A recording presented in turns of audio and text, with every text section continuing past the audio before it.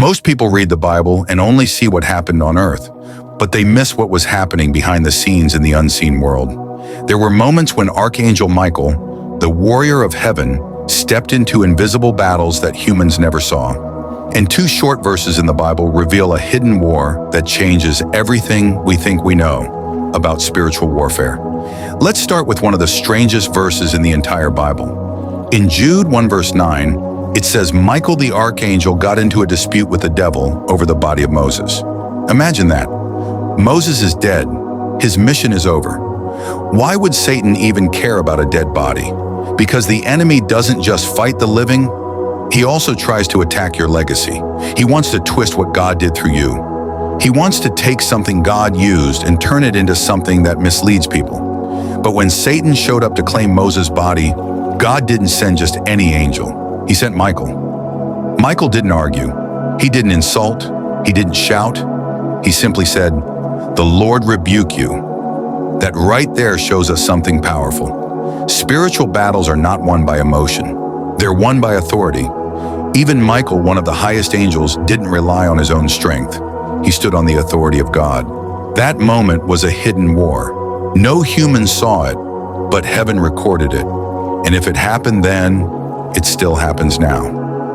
Now let's look at Daniel, because it shows us another side of this war. In Daniel 10, Daniel had been praying for understanding.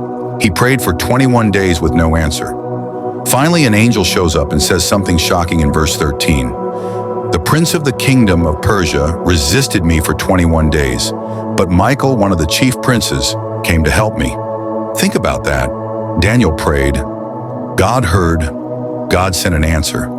But a demonic power, called the Prince of Persia, blocked the angel in the spiritual realm for 21 days. That means sometimes your prayers are not ignored. They're being fought over. There is warfare in the unseen world that can delay the breakthrough God already released. And when the battle in the spirit got too intense, who did God send?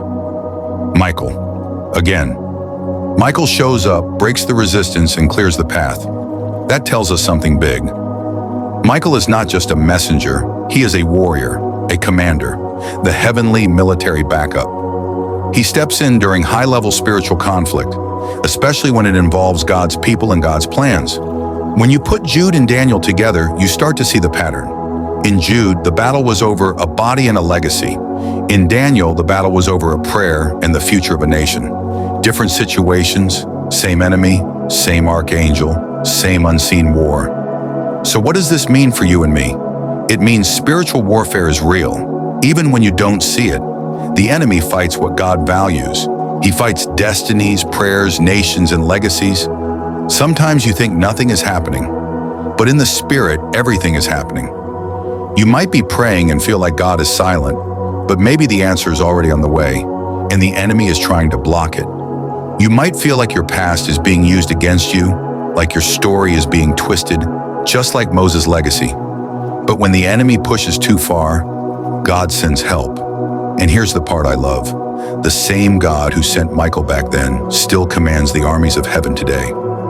You are not fighting alone. You don't need to see the war to know God is fighting for you. You just need to stand in his authority, like Michael did when he said, "The Lord rebuke you." Authority beats intimidation every time. And this story isn't over. Michael showed up in Jude, he showed up in Daniel, but the Bible says he will show up again in the final war in Revelation. He has been fighting from the Old Testament, he is fighting right now, and he will finish the job in the end. That means God always has a warrior ready at the perfect moment.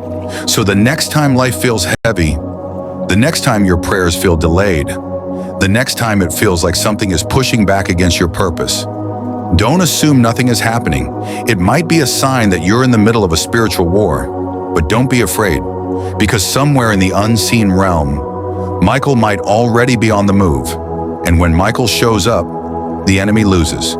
If you want me to make a part 2 about Michael's final battle in the book of Revelation, let me know, because that one will blow your mind.